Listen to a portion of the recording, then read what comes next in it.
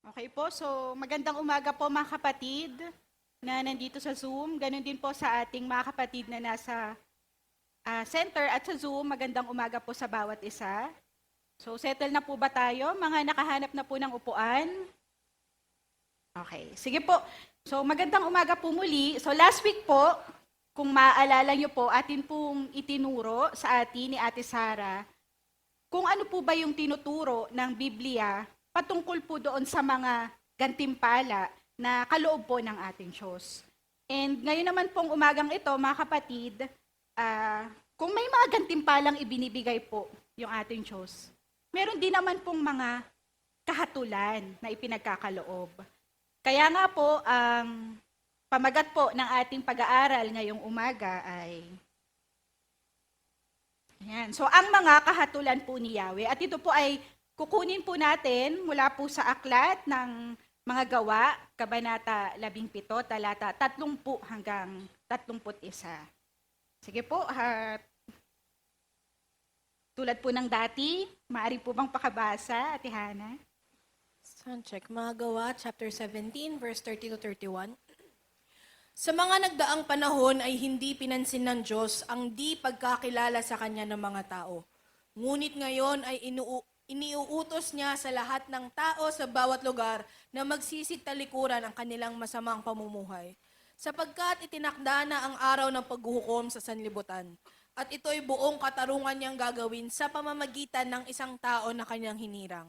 Pinatunayan niya ito sa lahat ng ang taong iyon ay kanyang muling binuhay. Okay, so thank you po Ate Hana. So ipinaliwanag po dyan ng apostol sa mga Atenas po yung kanilang maling pagkilala po sa ating Diyos. Sapagkat yung lungsod pong iyon, nung kanyang pinuntahan, si Apostol Pablo, nakita po niya doon na punong-puno po ng Diyos-Diyosan.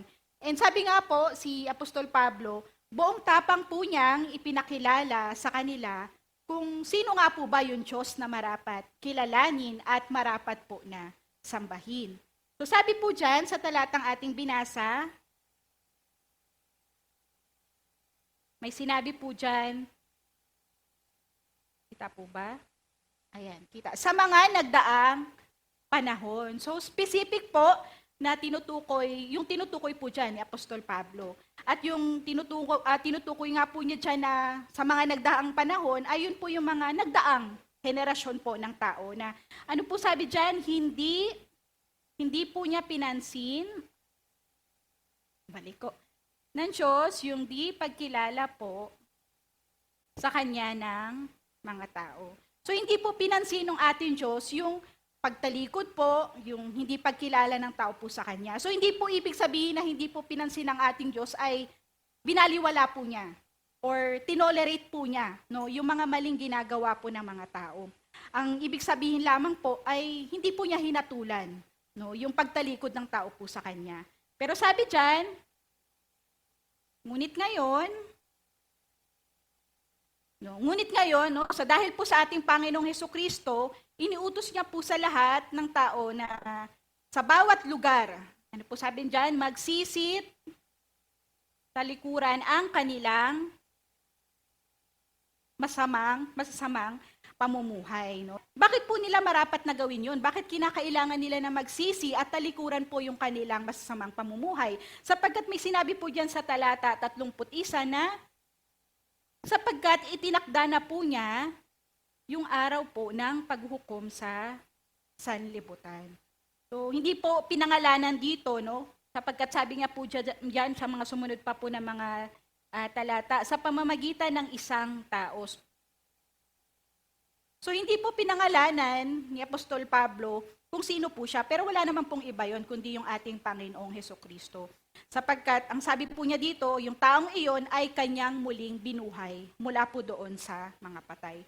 So dito po tayo magsisimula mga kapatid, sapagkat yung pag-aaralan po natin ay paghuhukom po ng ating Diyos.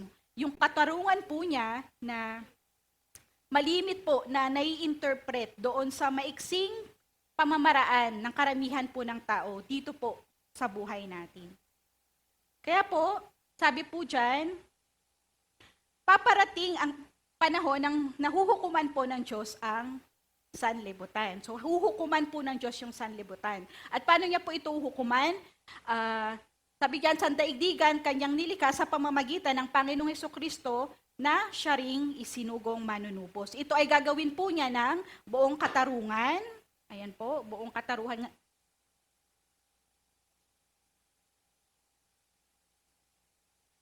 Sabi po diyan, buong katarungan at walang pagtatangi. So ito po, mga kapatid, yung dahilan kung bakit kinakailangan yung Great Commission. Meron pong pag-aatas na magsibag-balik loob po yung mga tao bago pa po mahuli yung lahat. Kaya nga po, kung naiintindihan po ng mga iglesia, yung ganito po no, na senaryo, magkukumahog po yung bawat iglesia. Kapag mararamdaman po natin yung burden po ng ating Panginoong Jesus, no, magmabadali po tayo doon sa pag-abot sa mga nakahiwalay na mga tao pa sa ating Panginoong Jesus.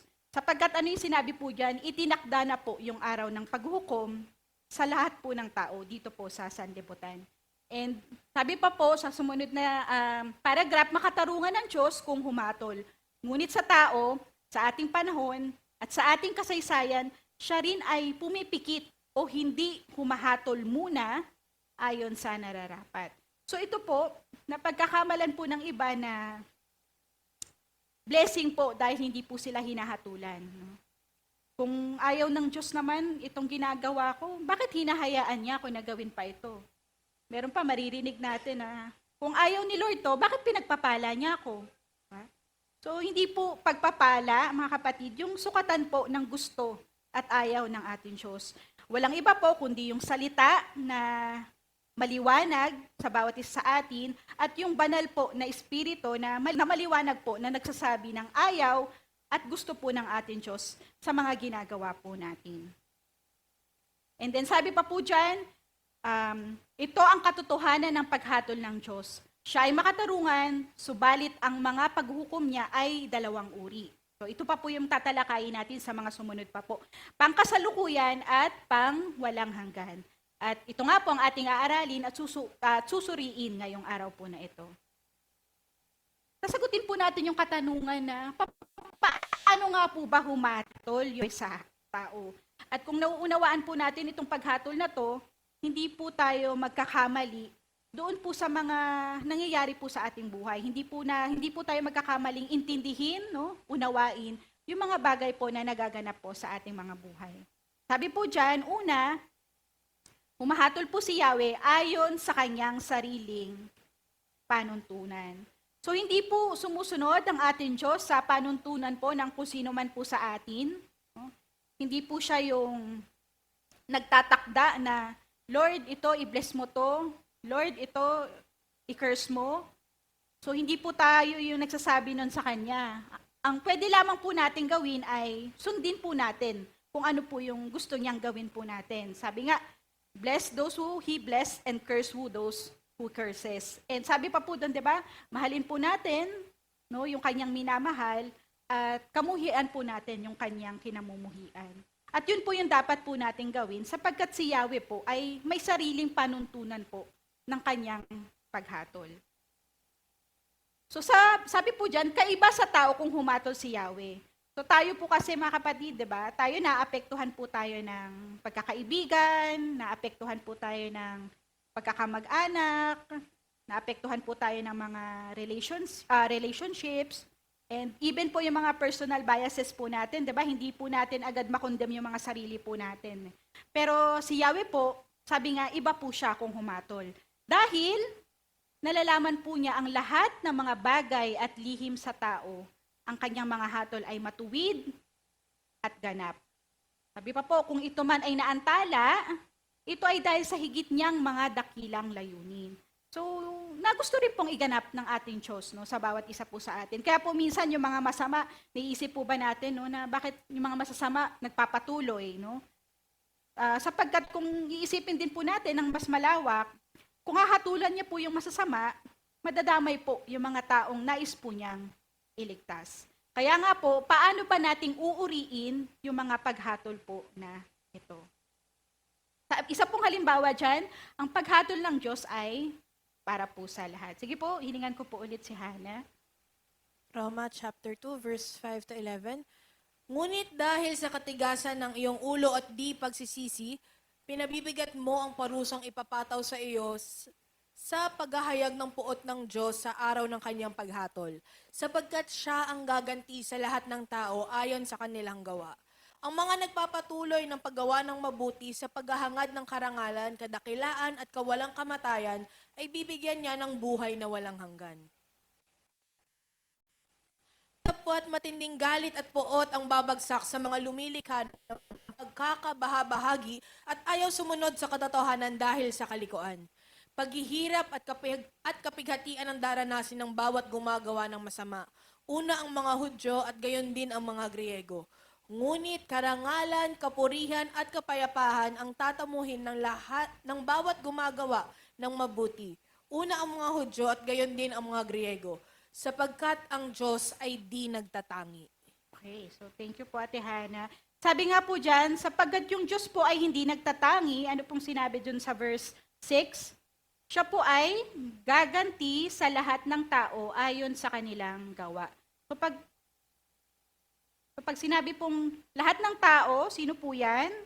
Yan po yung mga taong mga Hudyo at mga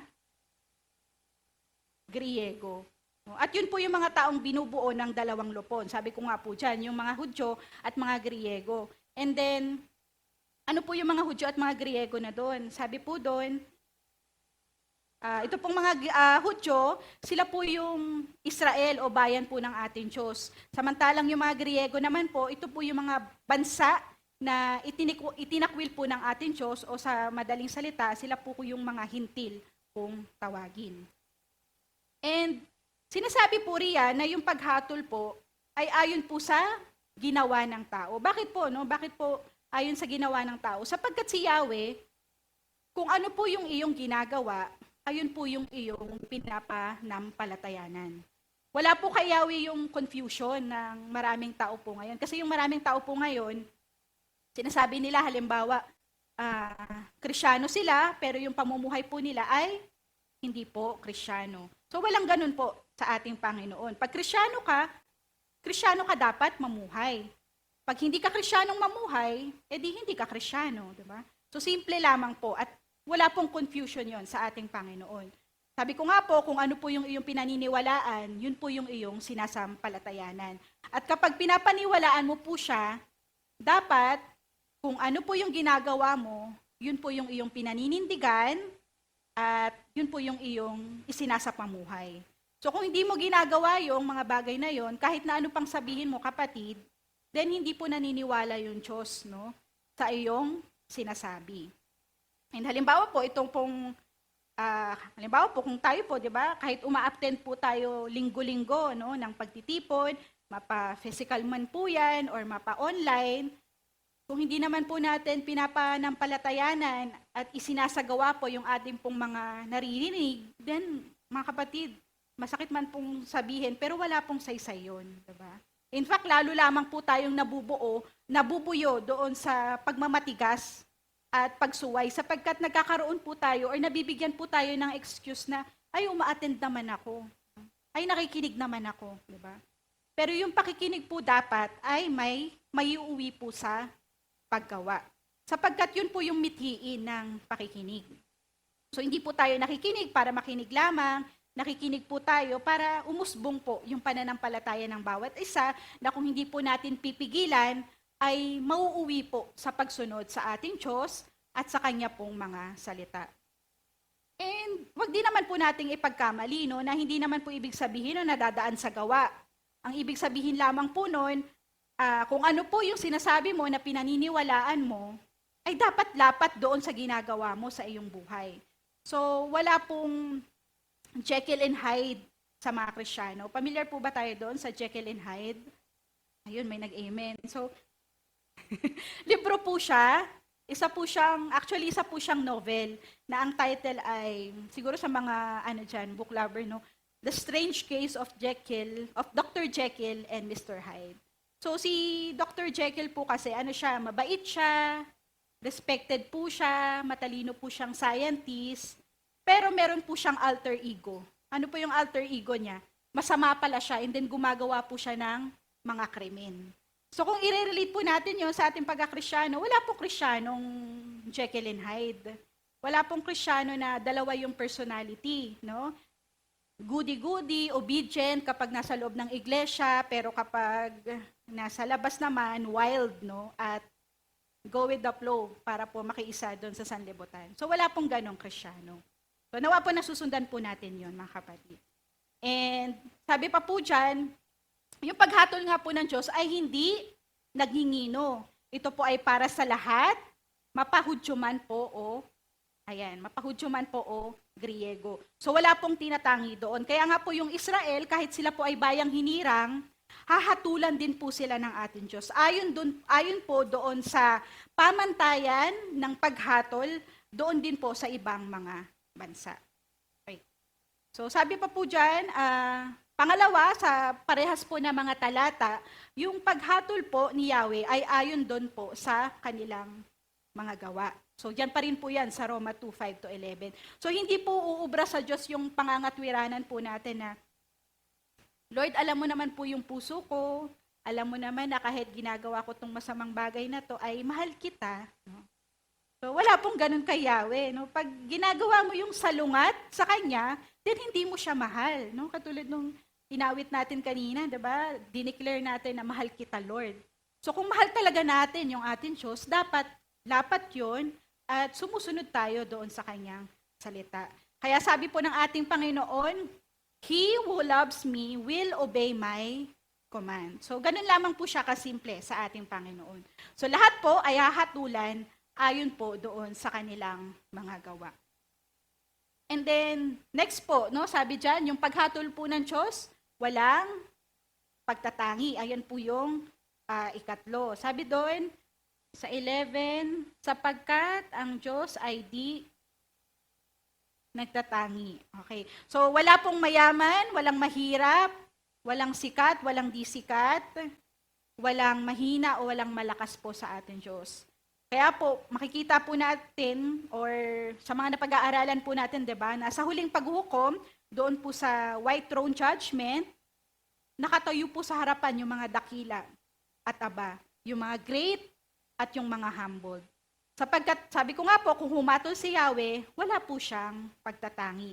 Kaya, dahil po doon, no, sa realization po na yun, na wala po siyang pagtatangi, pwede po tayong dumaing sa Kanya kung tayo po ay naapi. Kaya po ang sarap manalangin, no? Lalo na po sa mga panahon na kung saan parang pumapalya po yung ating mga buhay, may mga bagay po na hindi po natin maintindihan, so pwede po tayong dumulog sa ating Yahweh at magkaroon po tayo ng kapayapaan sapagkat masasandalan po natin siya na sa kung ano po yung tama para sa atin. Sapagkat sabi ko nga po, hindi po siya nagtatangi. Ayun dun sa kaliwanagang tinanggap po ng bawat tao. Sige, hilingan ko po ulit si Ate Hana. Roma chapter 2, verses 12-15. Ang lahat ng nagkakasala na hindi saklaw ng kautusan ni Moises ay paparusahan, ngunit hindi batay sa kautosang iyon. Subalit ang lahat naman na nagkakasala na saklaw ng kautusan ay hahatulan batay sa kautusan. Sapagkat hindi ang mga nakikinig sa kautusan, kundi ang sumusunod dito, ang siyang papawalang sala ng Diyos. Kapag ang hentil na hindi saklaw ng kautusan ay gumagawa batay sa panuntunan nito ayon sa kanilang likas na pag-iisip, ito'y nagiging kautusan na para sa kanila. Ipinapakita ng kanilang mga gawa na nakasulat sa kanilang puso ang panuntunan ng kautusan. Pinapatunayan din nito ang kanilang buthi, sapagkat kung minsan sila'y sinusumbatan nito, at kung minsan naman sila'y ipinagtatanggol nito sa kanilang isipan. Okay, so thank you po ulit, Ate Hana. Sabi nga po, hahatulan po yung bawat isa ayon po doon sa kaliwanagang pinahintulot doon po sa kanilang panahon. So hindi po excuse sa ating Diyos yung, matutunan yung Bible kasi kapag nalaman ko yan, magigilty lang ako. No? So hindi po. Ang ibig sabihin lamang po noon, hindi mo siya inalam. Diba? Wala kang ginawa para alamin siya. Iba po kasi yung hindi mo nalaman sa hindi mo talaga inalam. may means ka para malaman pero hindi mo po ginawa. Kaya po, ang hatol ay doon po sa kaliwanagang tinanggap ng bawat panahon. So yung hindi po saklaw ng kautusan, sabi doon, yung hindi po sila nasama sa Israel, hindi sila nasama doon sa kautusan ni Moises, then meron po silang budhi na tinatawag. Kaya kahit na doon po sa kasaysayan ng Biblia, diba, may mga naliligtas pa rin po doon sa mga kumilala po. And by sinabi po doon sa Roma 1:18-27, so hindi ko po siya nilagay. Meron po siyang binanggit doon si Pablo na sinasabi po doon na hindi naman kulang yung kapahayagan po ng bawat panahon. Sapagkat sa bawat panahon po, ipinakikilala po ni Yahweh yung kanyang sarili po sa mga tao.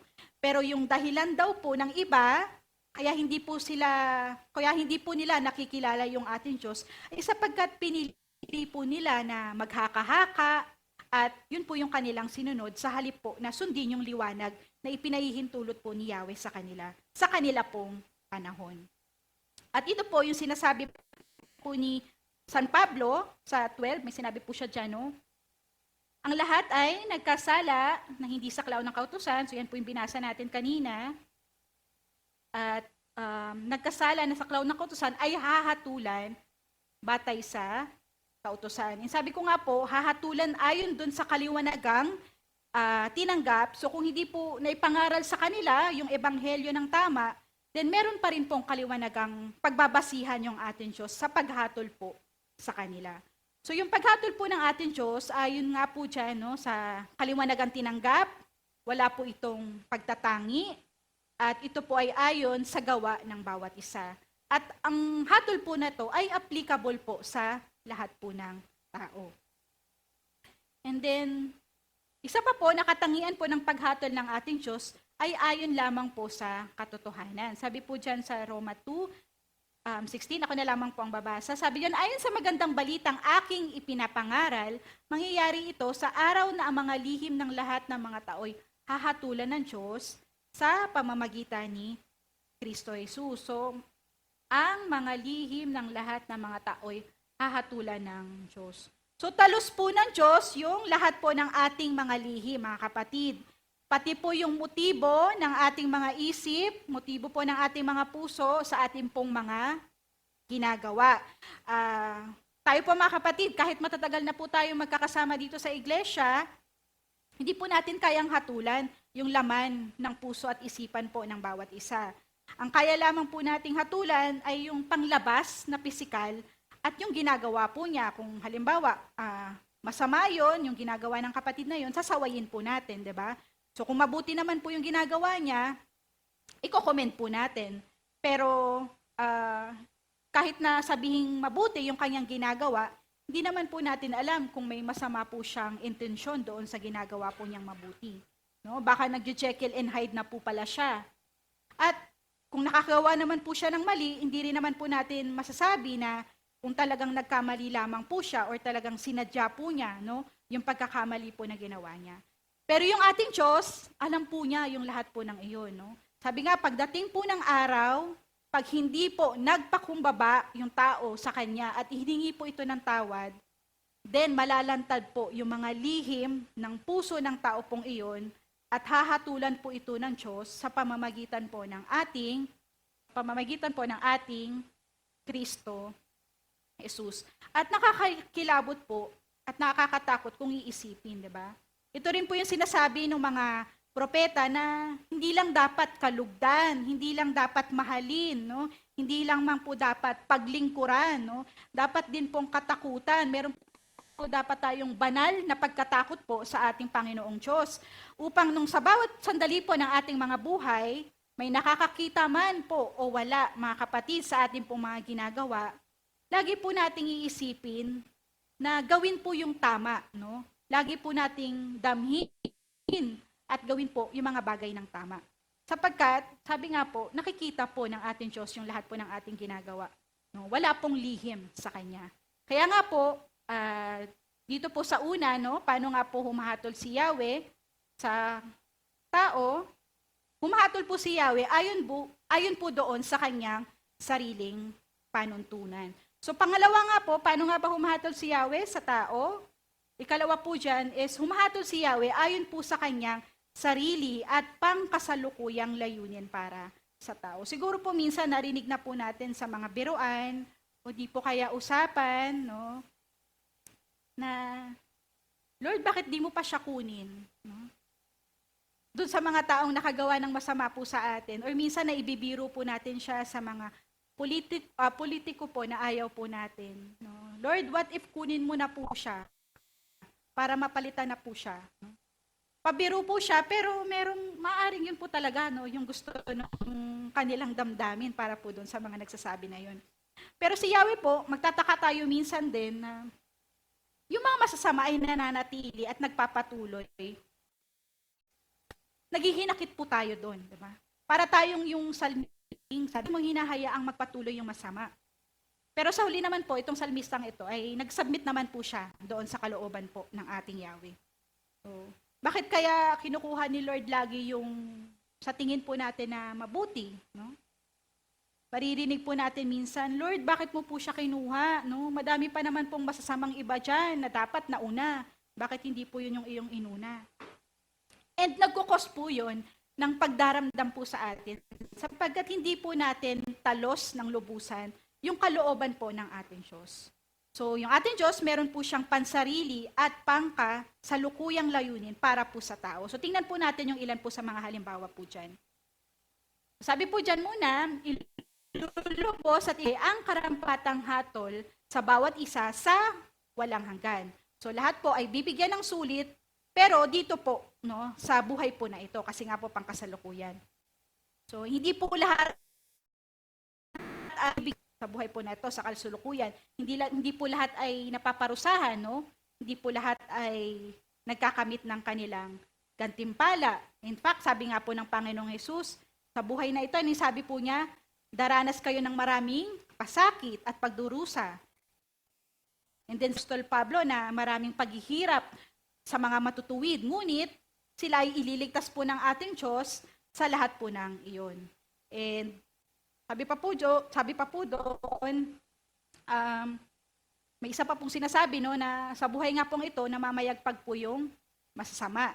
Sabi po ng ating Panginoong Hesus, napakalawak ng daan at napakalaki po ng pintuan tungo sa kapahamakan. At marami po yung lumalandas po dito.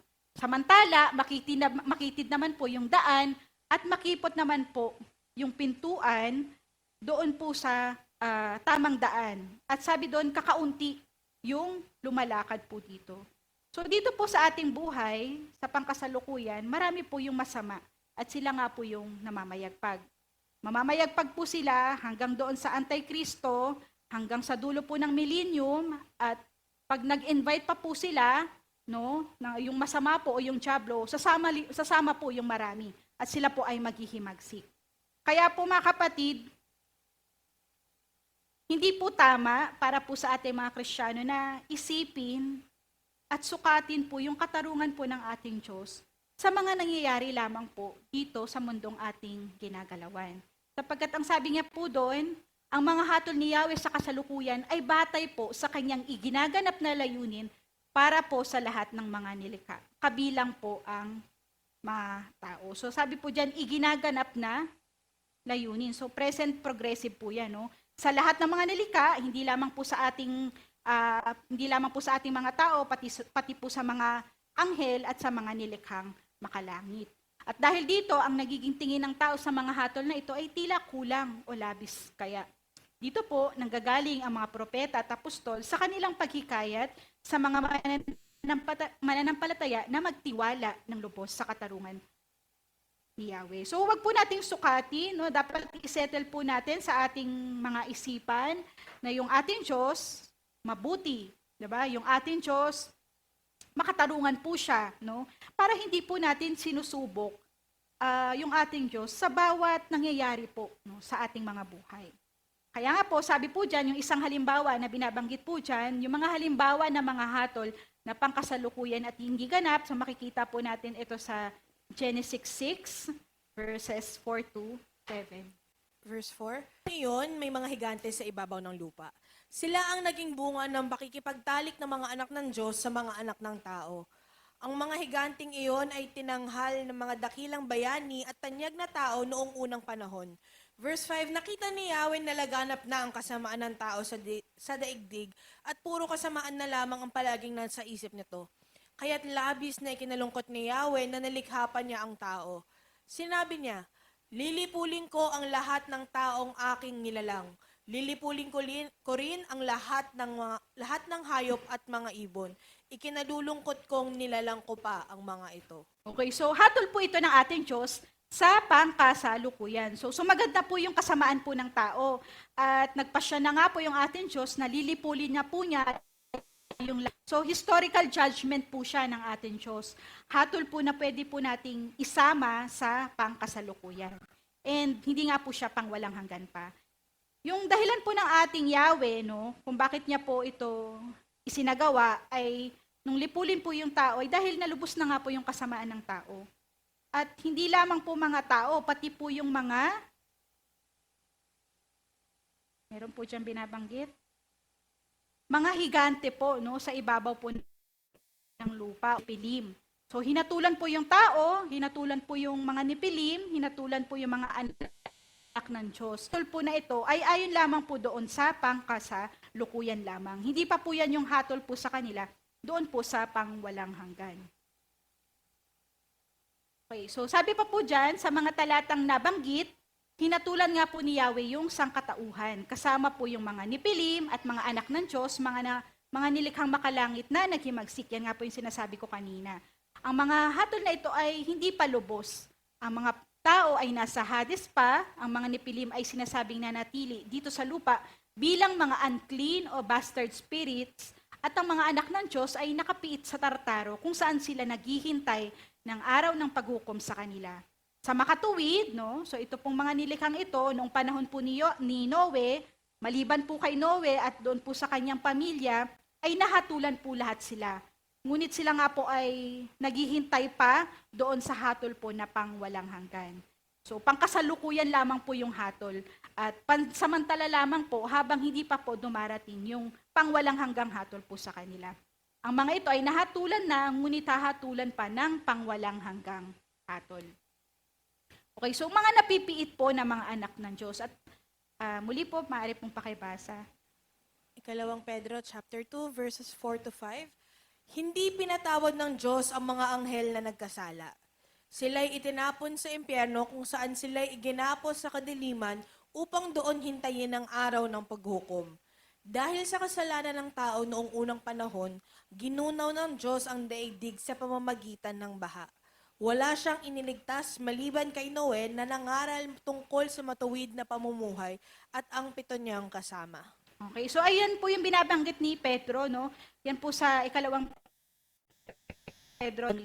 Inugnay po ni Pedro yung nangyayari po nung panahon po ni Noe. Sabi po yan sa verse 5, wala siyang iniligtas maliban kay Noe. Sabi nga po dyan, nangaral tungkol sa matuwid na pamumuhay at ang 7 niyang kasama. At doon po sa panahon na yon, nung magpabaha po yung ating Diyos sa lahat po ng mga nilikha, kasama pong namatay yung mga unang generation po ng mga higante. No? Sinasabi po natin na unang generation sapagkat pagkatapos po ng baha, lumitaw po muli yung mga higante. At yung latak po ng higanting yon ay sina Goliath. So yung first generation ng sons of God na yon, yung mga anak ng Diyos, hinatulan po ng ating Diyos. Ikinulong po sila doon sa impyerno, no? Yung Greek po niya ay Tartaro. Magdit po ba dyan? Okay, so Tartaro po. And sila nga po ay iginapos upang doon po hintayin yung araw po ng paghuhukom. So, hindi pa po final yung kalagayan po nila doon. Kahit po si Satan, no? Si Satan, nahatulan na pero laya pa rin po siya dahil hindi pa po final yung kanyang kalagayan. At ano pa po yung sabi, ano pa po yung pangalawa, no, na isang na halimbawa ng hatol na pangkasalukuyan at hindi pa ganap. Sabi naman po sa Genesis 10, ano lang po yan, Genesis 10 hanggang 1, 2 at saka 32. Verse 1, ito ang kasaysayan ng mga anak ni Noe na sina Shem, Ham at Japhet pagkatapos ng baha. Ang mga anak na lalaki ni Japhet ay sina Gomer, Magog, Maday, Havan, Tubal, Meshek at Tiras. Sina Askenas, Rifat at Togarma ang mga anak na lalaki ni Gomer. Ang kay Havan naman ay sina Elisha, Tarsis, Kitim at Rodanim. Ang mga anak at apo ni Japhet, ... Verse 32, ito ang mga bansang nagmula sa mga anak ni Noe mula sa kanilang mga angkan. Sa kanila nagmula ang lahat ng bansa na lumaganap sa buong daigdig pagkatapos ng baha. Okay, so ito po yung nire-reference ni Pablo doon po sa una po nating binasa, no, na mula po sa isang lipi, no, lumitaw po yung lahat ng tao. At si Adan po, tapos hinatulan po nung panahon po ni Noe. Tapos simula po muli siya kay Noe at pagkatapos po ng maraming saling lahi, so nandito na po siya sa Genesis 10, verse 1 to 32, mahaba po kasi yan, no? So dumami po muli yung tao, pero lahat po ng iyon ay nagmula kay Noe. So ito po yung generation ng mga anak po ni Noe. So pinutol na po natin kasi puro names po yung mga sumunod na talata po dyan. So sa 32, sa kanila nagmula ang lahat. So importante po, no, na i-take note po natin, no, na sa kanila nagmula yung lahat dahil po doon sa sumunod na kabanata sa 11, yung mga angkan po ni Noe, yung mga bansa po yan ay may ginawa silang isang bagay na hinatulan din po, no, ng ating Diyos. Ayan na po, yung binabanggit ko po sa Genesis 11, verse 1 to 9. Sige po, mari ko pong hilingan basahin ni Tintin. Genesis 11 verse 1 to 9. Sa simula ay iisa ang wika at magkakapareho ang mga salitang ginagamit ng lahat ng tao sa daigdig. Sa kanilang pagpapalipat-lipat sa silangan, nakasang kapatagan sa Shinar at doon na nanirahan. Nagkaisa silang gumawa ng maraming tisa at lutuin itong mabuti para tumibay. Tisa ang ginagamit nilang bato at alkitra ng kanilang semento. Ang sabi nila, "Halik kayo at magtayo tayo ng isang lunsod na may toreng abot sa langit upang maging tanyag tayo at huwag nang magkawatak-watak sa daigdig." Bumaba si Yahweh upang tignan ang lungsod at ang toreng itinayo ng mga tao. Sinabi niya, "Ngayon ay nagkakaisa silang lahat at iisang kanilang wika. Pasimula pa lamang ito ng mga binabalak nilang gawin. Hindi magtatagal at gagawin nila ang anumang kanilang magustuhan. Ang mabuti bumaba tayo at guluhin ang kanilang wika upang hindi sila'y magkaintindihan." At ginawa ni Yahweh na ang mga tao ay magkawatak-watak sa buong daigdig. Kaya natigil ang pagtatayo ng lunsod. Babel ang tinawag nila sa lunsod na iyon sapagkat doon ginulo ni Yahweh ang wika ng mga tao. At mula roon, nagkawatak-watak ang mga tao sa buong daigdig dahil sa ginawa ni Yahweh. Okay, so thank you po, Ate Tin. Ano po ba yung utos kay Adan at Noe nung isinugo po sila ng ating Diyos? Okay, so narinig ko si Dorothy. Ang sabi po sa kanila, punuin yung buong daigdig. So yun po yung utos. Actually po, kung titingnan pa po natin, yung utos ay kumalat kayo, maghiwa-hiwalay po kayo, no, bukod po doon sa pagpaparami, punuin nyo po yung buong daigdig, mag-disperse kayo. So kay Adan po, noon, ang utos sa kanya, diba, gawin yung Eden ito. So nung hindi pa po nagkakasala yung tao, may kakayahan po siyang gawin yon sa buong daigdig, no? Gawin niya pong Eden. At ito po yung panahanan ng Diyos sa walang hanggan. Pero nung magkasala po yung tao, nawala po yung kakayahan po na yon, gayon pa man, inuutos pa rin po ni Yahweh kay Noe na kumalat po sila at punuin po yung buong daigdig dahil may balak pa rin po yung ating Diyos, no, na iligtas yung tao. At ituloy po yung plano na naantala dahil po doon sa pagkakasala na ginawa po ni Adan. And makikita po natin, no, dito sa binasa po natin, sa halip po na sumunod doon, ano po yung ginawa ng mga taong ito? Sabi dyan, nagkaisa po sila. So ayaw po nilang magkahiwa-hiwalay. Ano pa po yung sabi sa verse 4? Ano po yung pinagkaisahan po nila? Magtayo tayo ng isang lungsod na may toreng abot sa langit upang maging tanyag tayo at huwag nang magkawatak-watak sa daigdig. No? So bakit po nila yun gagawin? Sapagkat sabi nga po, upang maging tanyag tayo at huwag nang magkawatak-watak sa daigdig. So anong kinalaman po ng toring abot hanggang langit sa kagustuhan po nila na huwag nang magkawatak-watak? Ano po kayang relationship nun? Dahil yung toring abot po hanggang langit, ang gagawin po nila, mananawagan po sila sa ibang Diyos. Maghahanap po sila ng ibang mga Diyos, maliban kay Yahweh, na nag-aatas po sa kanila na magkawatak-watak po sila, at sabi nga po, so maghahanap po sila ng ibang Diyos. Kaya yun po yung function ng mga sigurat. Nakakita na po ba tayo, no? Ng mga sigurat sa panahon po natin ngayon, maliban po sa picture, na panawagan po nila ito para doon po nila katagpuin yung ating Diyos. Sabi pa po dyan, at dahil po doon, yun po yung dahilan kung bakit po bumaba po si Yahweh, para pigilan po sila. Kasi kung gagawin po nila yon, wala pong maliligtas na tao. Sasama po muli sila, masisira na naman po yung plano ni Yahweh na iligtas po yung tao at ibalik po sa Kanya. Ayan po yung dahilan, mga kapatid, kung bakit nangingialam si Yahweh sa kasaysayan. Meron po siyang interventional action sa kasaysayan, 'di ba? Katulad po nito nung ginawa po niya. Bumaba po siya, hindi lamang po niya ipinaubaya sa tao upang huwag pong tuluyan na mapahamak at mahatulan po yung tao sapagkat gusto nga po niyang iligtas, no? Sa kabila po ng masama na ginagawa nila, gusto po niyang mailigtas po yung tao. And sabi po diyan sa verse 7, ang mabuti, bumaba tayo, no? Napansin niyo po ba yan, no? Sino po kaya yung kasama po niyang bumaba dyan? No? Sabi nga yan tayo. Samantalang pagdating po dyan sa verses 8 to 9, ginulo ni Yahweh, no? Ano pa ba? Nasaan pa yung isa? Ayan, ginawa ni Yahweh, no? Ginulo ni Yahweh. May mga kasama po siya, pero si Yahweh lamang po yung umaksyon laban po doon sa mga tao. Parang katulad lamang po siya doon sa pagkalikha, diba, na let us make man in our image, no? Pero pagdating po doon sa mga sumunod na verses, nilikha ng Diyos yung tao, diba? So si Yahweh lamang po yung lumikha, pero meron po siyang mga kasama. Okay, so paano naman po ito naunawaan ni Moises, diba? So, sige po, pakibasa po ulit. Deuteronomy chapter 32 verses 7 to 9. Alalahanin ninyo ang mga lumipas na panahon, ang mga salinlahi ng mga nagdaang taon.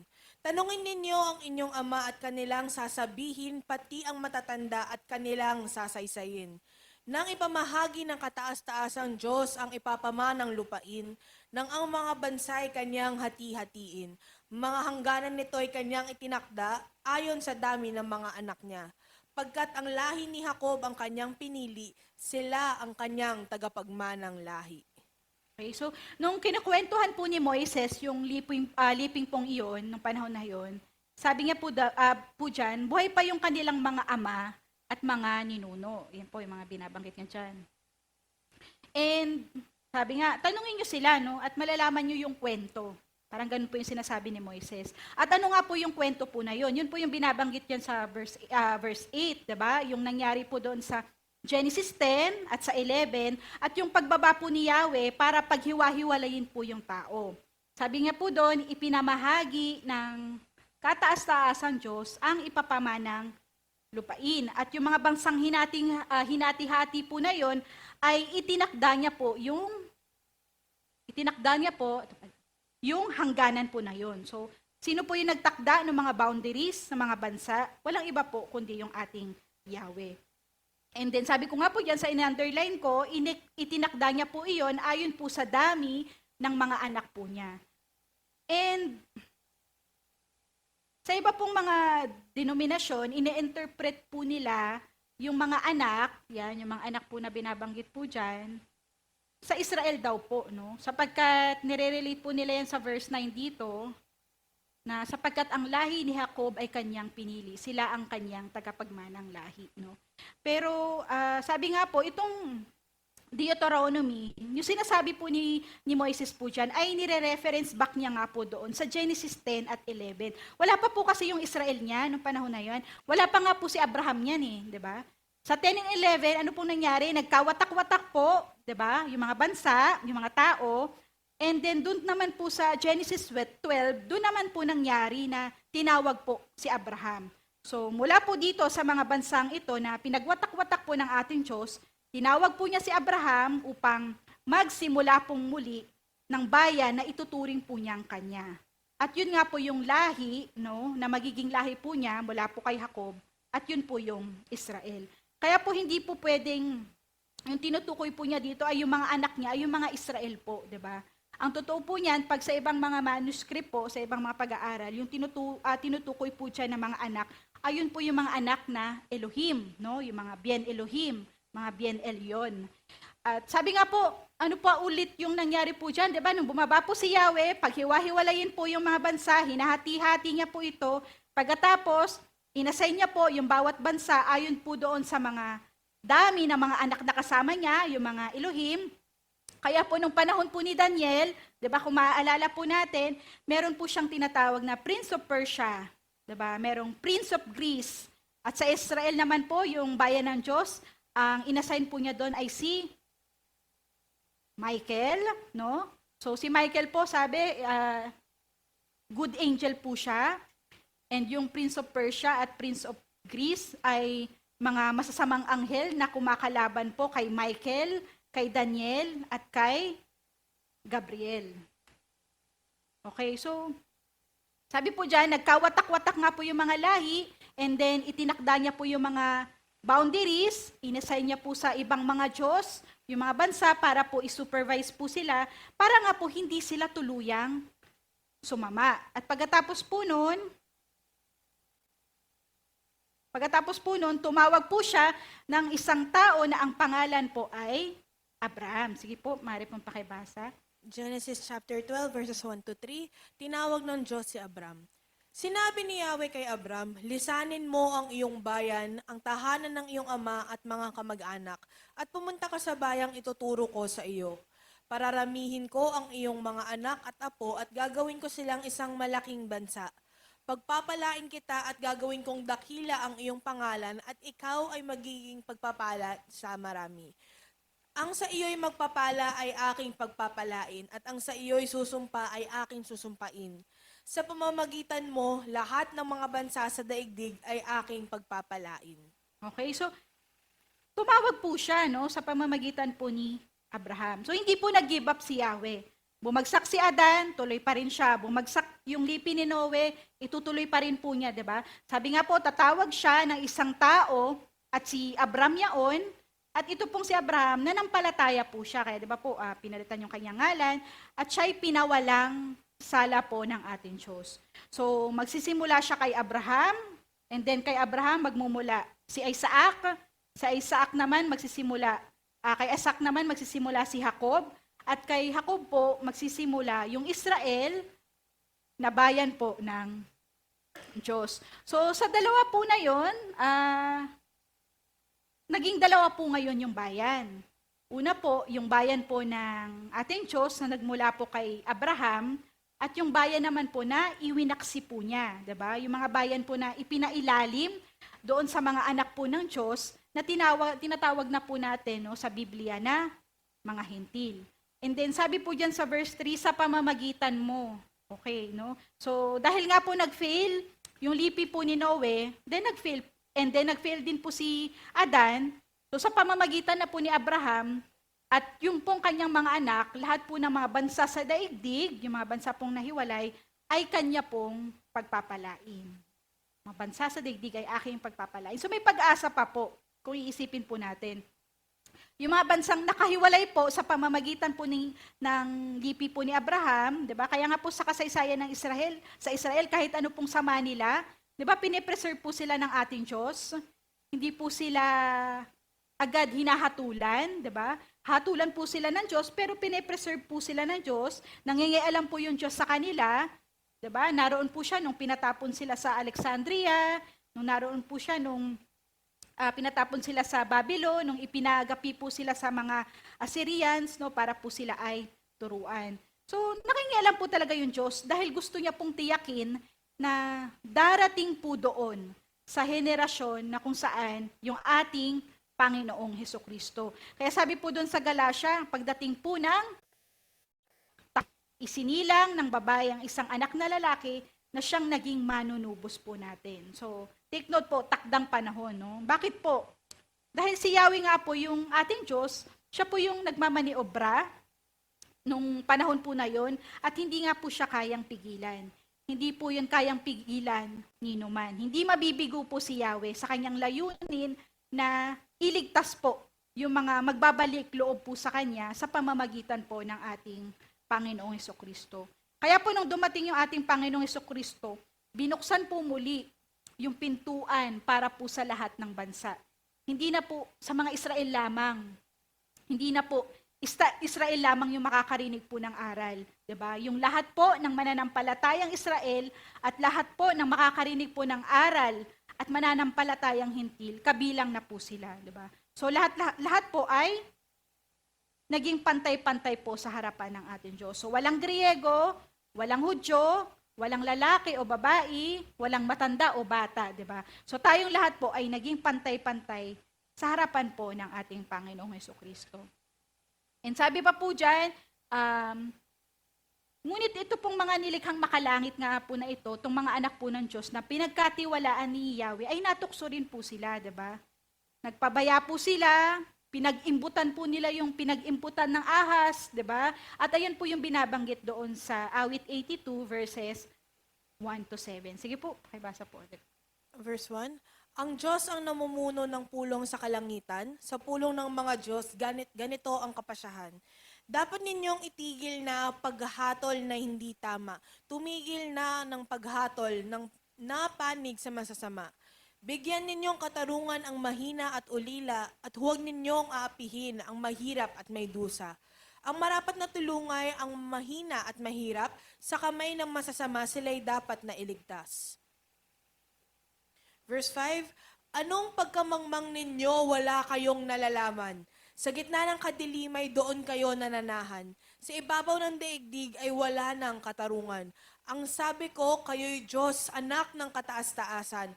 Ngunit tulad nitong tao, lahat kayo'y mamamatay. Katulad din ng prinsipe, papanaw ang iyong buhay. Okay, so hinatulan po ng Diyos. Ayan, hinatulan po ng Diyos, malaking D, no, capital D, and pinapamunuan niya po yung pulong dyan po sa kalangitan. So alam na po natin ngayon na hindi po ibig sabihin yan ay yung pulong po ng mga matatanda sa Israel, di ba? Sino po yung mga kapulong po niya dyan? Yung mga Diyos, maliit na letter D, no? Parehas po ng word, pero dito, sa una, dyan, ito po ay Yahweh Elohim. At dito naman po, ayan, dyan po, yan naman po yung mga Diyos na nilikha po niya, di ba? And sino po yung hahatulan? So, hinatulan po yung ilan sa mga Diyos, nasabi po niya, doon sa verse 2 ay, binigyan po, di ba, dapat nyo nang itigil na paghatol ng hindi tama, tumigil na ng paghatol sa panig ng masama. Sino po yung hinatulan? Hinatulan po niya yung ilan sa mga Diyos na sabi nga po ay, binigyan po niya ng kapangyarihan, nahatulan po yung mga tao, di ba? So, kailan po nangyari yun? Mababasa po natin yun sa Deuteronomy chapter 32, di ba? So, tumigil na ng paghatol na panig sa masasama. And then, sabi nga dyan sa verse 3, bigyan niyong katarungan ang may hina at ulila at huwag niyong apihin ang mahirap at may dusa. So, may kakayahan po, no, yung mga Diyos na gawin po yun sa tao. And sabi nga po dyan sa verse 5, anong pagkamangmang ninyo? So, itong mga Diyos na to, mga Diyos, pero mga mangmang po pala sila, di ba? Kung ituturing ng ating Yahweh Elohim. And sabi doon, sa gitna ng kadiliman doon nananahan sa ibabaw ng daigdig, ay wala ng katarungan. So bakit wala na pong katarungan? Dahil po sa mga Diyos po na to, di ba? Tinulak niya po yung mga tao sa kasamaan sapagkat gusto po nila, no, nito mga Diyos na to, na sila po yung gawing Diyos ng mga tao. Sa kanila po sasandal yung mga tao. And dun sa 6, ang sabi ko, kayo'y Diyos. Sino po yung na binabanggit dyan? Yung Yahweh Elohim. And sino po yung Diyos na mga hahatulan? And sabi ko nga po, yung mga Diyos na kanyang nilalang. And subalit kung kayo'y Diyos, subalit matutulad kayo sa mga tao, yung binabanggit po dyan sa verse 7, lahat kayo'y paghatol po ng ating Diyos. So darating po yung panahon na sila nga po ay magdurusa doon po sa lawang apoy, kasama po ng mga taong naghimagsik, kasama po si Satanas, kasama po ng mga halimaw, no? Kasama po ng mga bulaang propeta. And dito po, sa sumunod po na halimbawa, so sila po, no, o yung mga ilan na anak po ng Diyos, no, hindi po ako tiyak, pero hindi ko po alam kung lahat po ay nakalaya pa. Tiyak po natin na ilan sa kanila ay laya pa at malamang lahat po na sila ay pinapamahala po ng ating Diyos ay maaring laya pa nga po hanggang ngayon. Katulad po ni Satanas, 'di ba? Hindi pa rin po sila dinadala doon po sa huling kaparusahan. Sapagkat sabi po diyan, "O Daniel, lubos kitang minamahal. Tumayo ka at pakinggan mong mabuti ang sasabihin ko. Isinugo ako para sabihin ito sa iyo. Nanginginig naman akong tumayo." Sinabi pa niya sa akin, "Huwag kang matakot, Daniel, sapagkat mula pa nang nagpakumbaba ka sa harapan ng Diyos, upang magkaroon ka ng pangunawa, dinig na ang iyong dalangin, kaya naparito ako. Ngunit pinigilan ako ng pinuno ng kaharian ng Persia sa loob ng 21 araw hanggang sa dumating si Miguel, isa sa mga pangunahing pinuno na sumaklolo sa akin, sapagkat naiwan ako noong nag-iisa kasama ng mga hari ng Persia. Nagpatuloy na ako rito upang ipaliwanag kung ano ang mangyayari sa iyo, iyong mga kababayan, pagdating ng araw. Ang nakita mong pangitain ay tungkol sa hinaharap. So kausap po ni Daniel yung anghel na nagdala po ng mensahe sa kanya. Malamang po si Gabriel malamang nga po si Gabriel yung pinapatungkulan po dito ayon po dun sa ilang mga pag-aaral. At pagkatapos po niya, naantala po si Gabriel. So isipin na lamang po natin, no, anghel na po yan, no, likhang makalangit pero kaya palang antalain pa, 'di ba? So naantala po yung mensaherong anghel papunta po doon kay Daniel dahil hinarang po siya ng pinuno ng Persia at yung pinuno po ng kaharian ng Persia ay nakasakop din po doon, no, sa mga hari po ng Persia. Sabi nga po dyan, hinarang siya, so lumalabas po na mas malakas yung pinuno po ng kaharian ng Persia and then hanggang po sa saklolohan po siya nitong mas malalakas po na si Miguel. And ayun po yung alamat po ng Ginebra San Miguel. Bira lang po. So, sinaklolohan po siya, kaya siya nakawala at naihatid po yung mensahe ni Daniel. At kung itutuloy pa po natin yung pagbabasa po dyan sa Daniel, ang sinabi po ng mensahero dyan, para praise ko lamang po, "O ayan Daniel, ayan yung mensahe, naintindihan mo na. So mission accomplished na ako. Kailangan ko nang bumalik, no, upang tulungan ko din naman si Miguel sapagkat paparating naman po yung prinsipe ng Gresya." So ibig sabihin, yung prinsipe po ng Gresya, sumama po doon sa digmaan sa langit ni Miguel, no? Saka yung mga hari po ng Persia, kaya naman po kinakailangan din po ng backup, no, ng tulong po ni Miguel. Sapagkat sabi ko nga po, paparating na po yung hari po ng Gresya. And makalangit po ito mga kapatid, makalangit po itong mga nilikha pong ito. So hindi po sila nagbabakbakan, hindi sila tao na nagbabakbakan po sa kalangitan. Kaya nakita po natin, ang marirealize po natin dyan, kung how powerful our prayers are, no? Kapag nananalangin po tayo, yung mga prayers po natin kayang magpagalaw ng mga kapangyarihan po sa langit. Hindi po tayo yung lumalaban sa kanila, pero meron po tayo mga kakampi, mga kapatid, na likhang makalangit na lumalaban po para sa atin, no? Para kay Daniel at para po sa katulad po ni Daniel. Kaya po, huwag po tayong padadala doon sa mga nakikita po natin sa physical. Sabi nga po, matuto tayong tumingin spiritually para makita po natin yung ginagawa po ng ating Diyos sa ating mga buhay. Halimbawa na lamang po, di ba, sa mga pagsubok po na ating pinagdadaanan, minsan ang tinitingnan lamang po natin ay yung kalagayan po natin sa kasalukuyan. Yung nararanasan po natin, di ba, yung mga paghirap na nararanasan ko, yung mga pag-iyak na ginagawa ko. Marapat din po na tingnan po natin yung magandang dulot, no, or aral po, bakit ipinagkaloob po sa atin ito ni Yahweh. Sapagkat kung hindi po natin ito gagawin, mamimiss po natin yung ginagawa po ng Diyos sa ating pong mga buhay. Sabi pa po dyan, panghuli po, dito sa ikalawang puntos, ay yung mga halimbawa po ng hatol na pangkasalukuyan at hindi paganap, ay yung, sabi nga po, mismong kaligtasan po ng tao. Sige po, pabasa po ulit, Ate Hana. Juan chapter 3 verses 16 to 18. Sapagkat gayon na lamang ang pag-ibig ng Diyos sa sangkatauhan, kaya't ibinigay niya ang kanyang kaisa-isang anak, upang ang sinumang sumampalataya sa kanya ay hindi mapahamak, kundi magkaroon ng buhay na walang hanggan. Isinugo ng Diyos ang kanyang anak, hindi upang hatulang parusahan ang mga tao, kundi upang iligtas ang mga ito sa pamamagitan niya. Hindi hinahatulang maparusahan ang sumasampalataya sa anak, ngunit hinatulan na ang hindi sumasampalataya, sapagkat hindi siya sumampalataya sa kaisa-isang anak ng Diyos. So tingnan po natin mabuti yung mga talata, 'di ba? Dahil bugbog na po itong verses na to mula pa po sa Sunday school, 'di ba? Ang lagi po nating nakikita yung pagliligtas po ng ating Diyos. So hindi po natin nakikita yung verse 18, no? So yung paghatol po ng Diyos sa sangkatauhan ay sa pamamagitan po ng ating Panginoong Hesukristo at nung kanya pong ginawa. So hinahatulan po ng Diyos yung sangkatauhan. At ano po yung hatol po na yon? Sabi po diyan, yung sino man pong manampalataya sa kanya ay maliligtas. And sino man naman pong hindi sumampalataya ay nahatulan ng maparusahan. So nakita po natin yun, no? Na that is judgment po mga kapatid.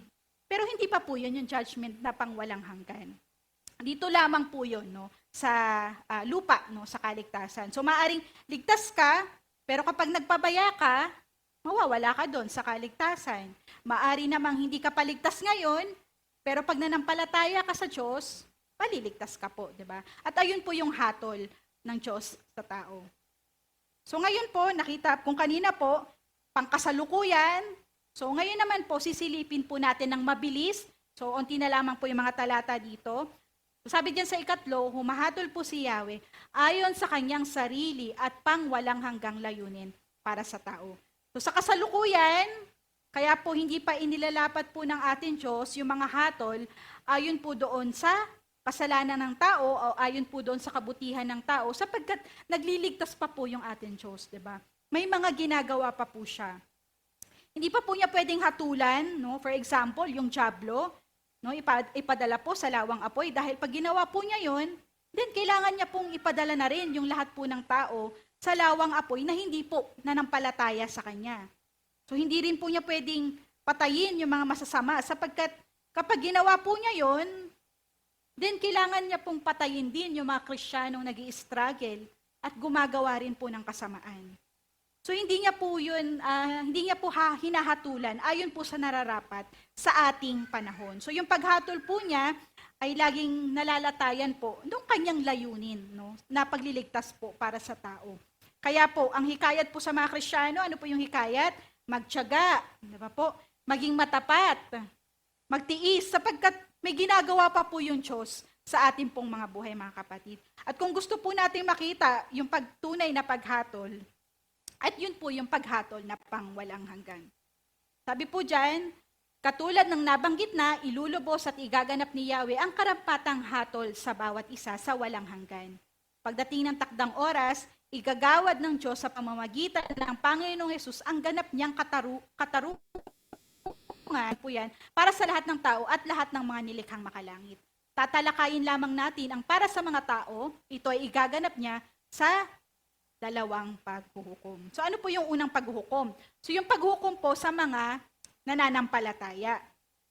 Sabi po dyan, malakas nga ang loob nating iwanan ng katawang ito na ating tinatahanan ngayon upang manirahan na sa piling ng Panginoon. Kaya naman, ang pinakananais natin ay maging kalugod-lugod sa Kanya. Maging nasa katawang lupa tayo o maging nasa piling na Niya.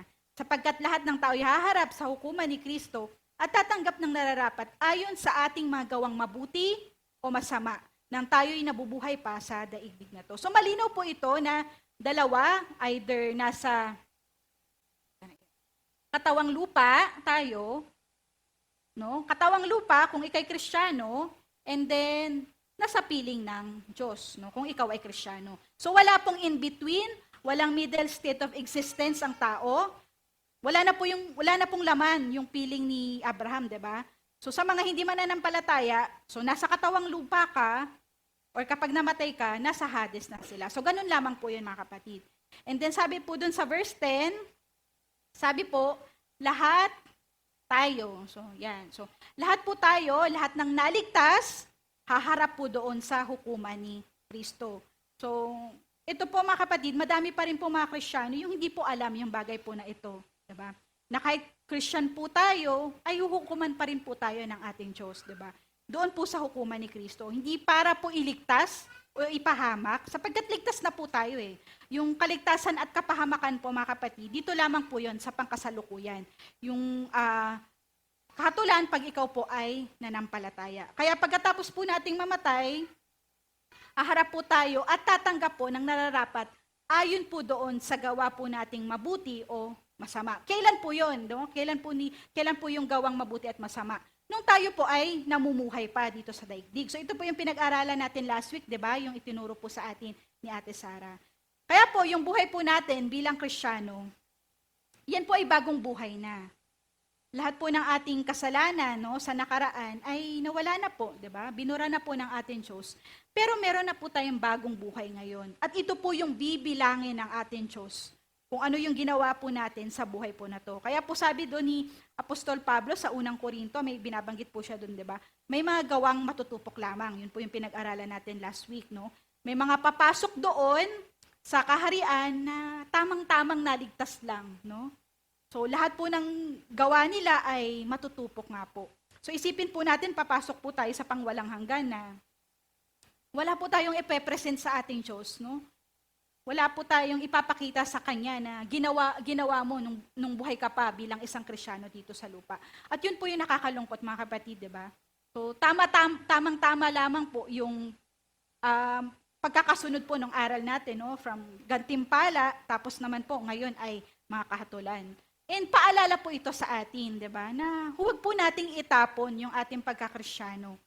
Gamitin po natin yung ilang panahon man po meron tayo, di ba? Ilang taon yung binigay sa atin ng ating Diyos bilang Kristiyano. Ano po yung marapat nating gawin? Impluwensyahan po natin yung mga anak natin. Anak nyo po pala. Impluwensyahan yung mga kamag-anak po natin, di ba? Yung mga kapitbahay, di ba? Yung mga kakilala po natin, para po sila ay makakilala din po kay Kristo. Sabi nga po, everybody is a member of the Great Commission. Kaya nga po, di ba, sa bawat simbahay, ano po yung iniutos, ano po yung ini-encourage, di ba, na magbahagi tayo ng mabuting balita. And this past few weeks po, di ba, yung iba't ibang mga simbahay, dito po sa ating iglesia, sa JF Bangkal, humahayo po para ibahagi yung original na plano po ng ating Diyos. Sa amin po, sa Simbahay 3, no, ma-share ko lamang po. Yung isa pong nabahagi na ni Ate Arlene at saka ni Maricar, sila po kasi mag-partner. Praise God, sapagkat nagkaroon po siya ng positibo po na pagtugon nung nagbahagi po sila. Nagbigay po siya ng contact number niya, nagpa-add po siya sa FB para po maka-join po siya, no, sa Bible study. Though hindi pa po namin siya nakasama last week, pero ayun po. And then yung isa pa rin po naming nabahagi na naman ni Ate Zeni, 'di ba? Dumalo na po siya last Thursday. Kung nakita nyo dun sa picture na pinost po ni Ate Arlene, yung isa po doon, hulaan nyo na lang po. No, si Ate Miriam, umattend na po siya sa aming BS. So makikita po natin doon, mga kapatid, na may mga tao na sabik, no, na meron pong agad pagkagusto doon po sa mabuting balita. Subalit hindi lamang po sila pa naabot, di ba? Kaya po ano po yung gampanin natin, mga kapatid, na lahat po tayo ay mag-Great Commission. Lahat po tayo, hindi lamang po dun sa programang ginagawa natin sa simbahay, maging sa bawat isa po natin, 'di ba? Sa paglakad po natin bilang Kristiyano at alagad po, no, ng ating Panginoon. Okay, so ilang slides na lang po. Sabi po diyan, ano naman po yung pag-unawa ni Pablo po dito? Sabi niya po diyan sa 9:27, subalit sinasaysay ko at sinusupi lang aking katawan upang sa gayoy hindi ako maalis sa paligsahan pagkatapos kong mangaral sa iba. So biruin niyo po, si Apostol Pablo na po yan, 'di ba? Meron pa po siyang daladalang banal na pagkatakot na baka mawala po siya pagdating sa dulo, 'di ba? At ano po yung tinutukoy po niya doon? Sabi nga diyan, "But I batter of me the body and bring into servitude, not hardly to others having preached, myself disqualified." So baka ma-disqualify daw po siya. Ma-disqualify saan?